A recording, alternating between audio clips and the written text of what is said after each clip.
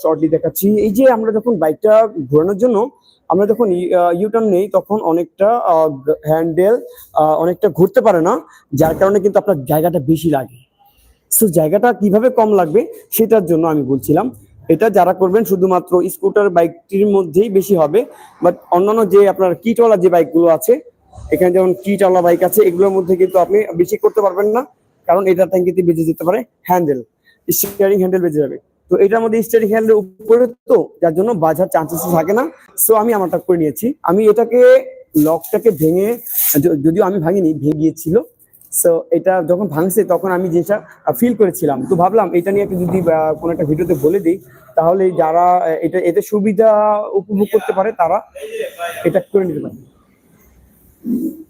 তো আমি এটার জন্য আমি আপনাদের বলছি, যারা এটাকে পসিবল মনে করেন যে আমার জন্য হেল্পফুল হবে, তারা এটাকে শুধু সরিয়ে দিলেই হবে। আপনি হ্যান্ডেলটা বেশি করে ঘোরাতে পারবেন। যেমন আমি খুব অল্প জায়গার মধ্যে হ্যান্ডেলটি একদম বাঁকা করে দিয়েছি, বামে একদম বাঁকা হয়ে গেছে। সেইভাবে আপনি অল্প